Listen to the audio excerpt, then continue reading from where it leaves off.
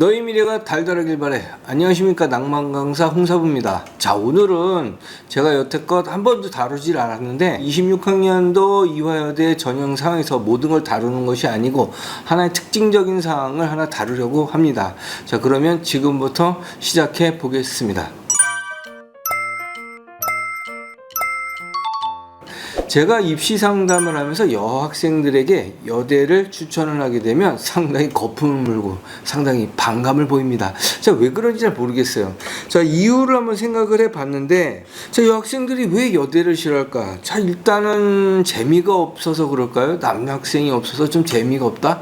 이렇게 볼 수가 있을까? 그럴 수도 있을 것 같습니다.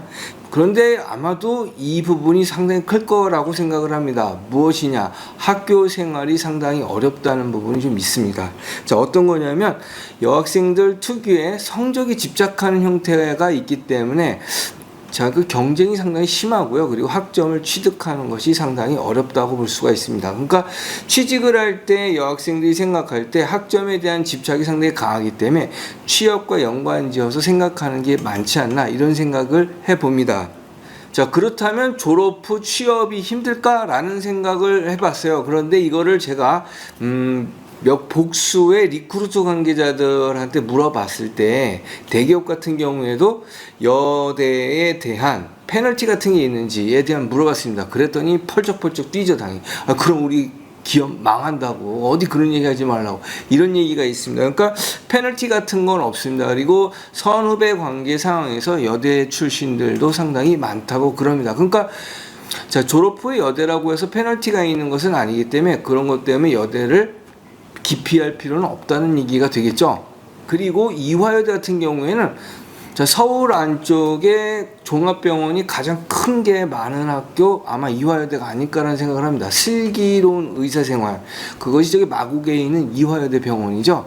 자, 그것처럼 이화여대 같은 경우에는 자, 의대 졸업 후에 수련의로 남을 수 있는 경우도 많다고 합니다. 자, 또 편입이라는 제도가 있잖아요. 편입이라는 제도에서 학점하고 그렇게 상관이 없다고 합니다. 서울대, 연대, 고대, 포항공대, 카이스트, 이렇게 해서 학점이 낮아도 이 사람들을 위주로 좀 많이 뽑는 것이 일반적인데, 자, 이때 중요한 거 하나 있죠. 자기 학교 학생은 뽑아주게 됩니다. 자, 그러니까 자, 이화여대 같은 경우에는 자기 학생들을 갖다 의대, 그 다음에 약대, 간호대 편입으로 뽑아줄 수 있는 조건이 조금 더 있기 때문에 좀 더 유리하다고 볼 수도 있겠죠. 자, 그러니까 결국에 뭐 여학생들이 여대를 기피하는 것은 좀 의미가 좀 없는 것 같다는 생각을 좀 해봅니다. 자, 여대의 특징과 이화여대의 특징을 한번 비교해 볼까요? 자, 여대 같은 경우에는 전체 인원수가 많지 않기 때문에 각 학과별 모집 인원수가 상당히 적습니다. 특히 적은 것들 예를 든다고 그러면 뭐 서울여대 같은 경우에 각 모집 인원이 1명, 2명 정도가 되는 경우, 그리고 숙대 같은 경우에도 그 인재 전형이 이렇게 전체를 갖다 묶어서 나오는 경우를 제외하고는 대부분 5명 안팎, 2명 안팎 뭐 이 정도로 뽑기 때문에 모집 인원이 적다는 것이 여대의 특징입니다. 자, 하지만 이화여대 같은 경우에는 모집 인원 자체가 커요.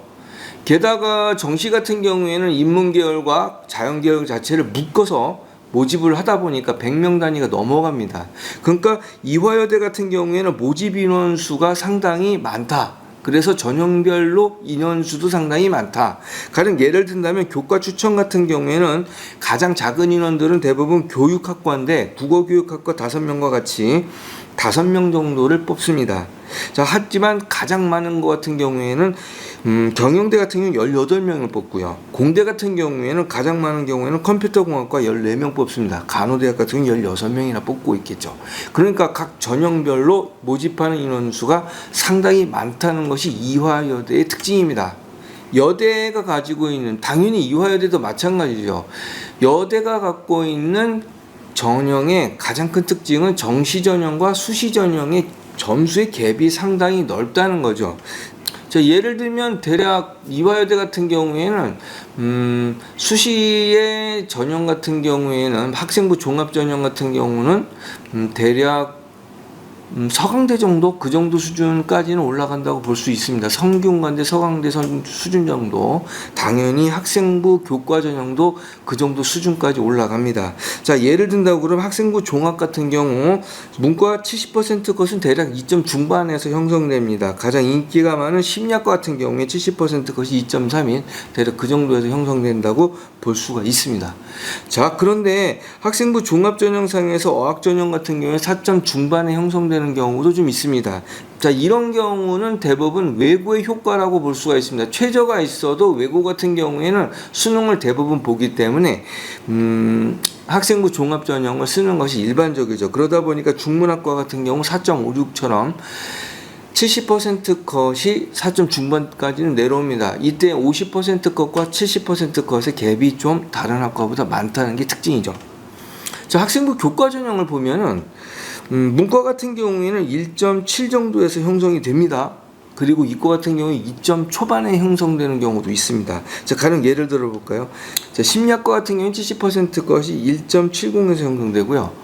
건축과 같은 경우에는 70% 것이 1.42에 형성됩니다. 자, 이것만 봐도 서강대, 그 다음에 성균관대의 수시 전형에 70% 것과 대동소이하게 형성된다고 볼 수가 있겠죠. 자, 그런 반면에 수능 같은 경우에는 어느 정도가 될까? 이게 중대보다 낮다고 보시는 게 맞을 것 같아요. 심지어는 정말 과학교육과 같은 경우에는 건국대 수준까지 내려간다고도 볼 수 있거든요. 자, 계속 추합이 들어가면. 자, 그렇다면 수능을 한번 볼게요. 가장 인원수가 많은 인문계열을 볼게요. 전체 100%에 대해서 국어 98%, 수학 81%, 탐구 81%, 탐구 2 91%.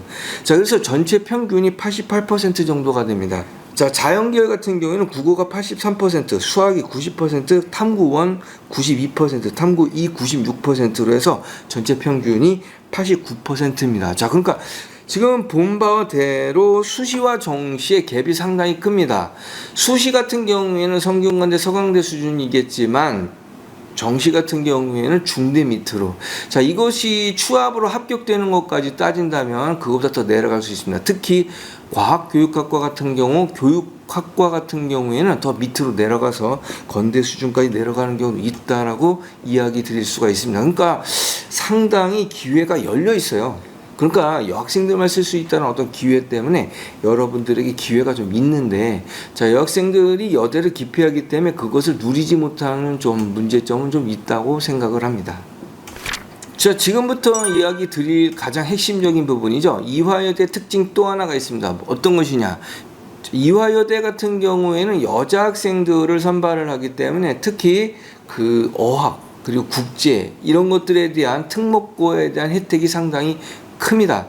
자, 그러니까 외고와 국제고가 가질 수 있는 메리트가 상당히 크다는 얘기죠. 중문학과 같은 경우에도 4점 중반에 합격선이 70%가 형성된다고 했기 때문에 실제로 전체 최종 컷까지 간다고 5점까지도 넘어가는 경우가 많이 발견이 됩니다. 그러니까 외고의 5.0까지 합격이 가능하다. 미래인재 전형 같은 경우에 특히 실기 특기자 전형 상황에서 국제학에 관련된 특기자 전형이 있죠. 이런 경우에도 선발을 하기 때문에 외고에 관련된 그리고 국제고에 관련된 메리트가 존재하는 전형이 상당히 많다고 볼 수가 있습니다. 인원수도 상당히 많다고 볼 수가 있습니다. 자, 반면에 그 과고나 영재고가 쓰기에는 약간 미지수가 돼요. 왜냐하면 종합전형하고 논술전형의 최저가 존재합니다. 외고 같은 경우에는 수능을 보는 것이 일반적이기 때문에 최저가 그렇게 문제가 되지 않거든요. 자, 그런데 영재고 같은 경우하고 과학고 같은 경우에는 그 수능을 보지 않는 경우가 많잖아요. 그러니까 수능 최저가 상당히 걸림돌이 될 수가 있는데 학생부 종합 전형도 그리고 논술 전형도 다 최저가 존재합니다. 최저가 높지 않다 하더라도 이것은 벽이 될 수 있다는 얘기죠. 그렇기 때문에 이화여대 같은 경우에는 외고나 국제고가 메리트를 갖는 것은 분명히 맞지만 과고나 영재고 같은 경우에는 큰 메리트를 갖지 못했던 것이 사실입니다. 자, 그런데 26학년도에는 상당히 큰 변화가 있습니다. 지금 모든 걸 다 따지지 않고 딱 하나만 따질 겁니다. 뭘 따질 거냐면 의대에 관련된 변화가 상당히 두드러지게 나타나고 있다는 거죠. 25학년도에서는 미래인재 전형은 서류형이었습니다. 서류, 면접이 없고 서류 100%이기 때문에 일단 지원을 하게 되면 중간에 멈출 수가 없었어요. 하지만 최저가 존재를 하기 때문에 외고는 쓸 수 있었지만 영재고나 과학고는 그렇게 쓸 가능성이 없었다라고 말씀을 드렸습니다. 자, 그런데 26학년도에는 서류형도 있지만 미래인재 전형에 면접형이 신설이 됩니다. 자, 이게 가장 중요한데, 자, 면접형 같은 경우에는 수능 이후에 면접을 보고, 그리고 가장 중요한 거 최저가 없습니다. 최저가 없기 때문에 수능을 보지 않고도 여기 지원을 할 수 있고 합격할 수 있다는 특징을 갖고 있죠. 자, 그러면 여기에서 한번 볼게요. 서류 전형에도 의대가 9명을 선발을 합니다. 자, 그런데 26학년도 신설된 면접형 상황에서도 의대가 9명을 선발을 합니다. 자, 그리고 약학에도 9명이 있고요. 자, 그리고 이 부분도 좀 관심이 많을 것 같아요. 미래산업 약학 전공이 10명입니다. 자, 그러니까 약사보다는 제약회사에서 연구원을 하려고 하는 학생들이 좀 많이 있거든요. 자, 그러니까 이 미래산업 약학 전공은 의대 9명과 더불어서 상당히 메리트가 있는 전형으로 보여집니다. 자, 그런데 이게 가장 중요한 건데 바로 최저가 없다는 거, 면접을 본다는 거.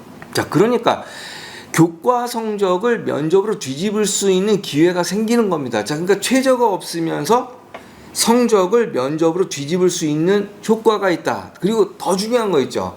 제가 뭐라고 했느냐면 이화여대가 특목고에 상당히 메리트를 주는 그러한 학교입니다.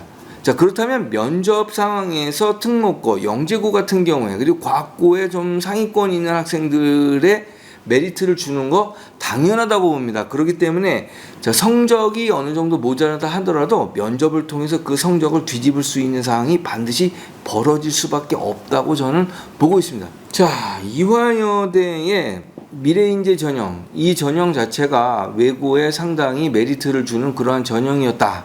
자, 그런데 26학년도에서는 수능 최저가 없는 면접형이 생겼다. 그리고 면접형에서는 내신 성적을 면접으로 뒤집을 수 있는 가능성을 충분히 갖고 있다.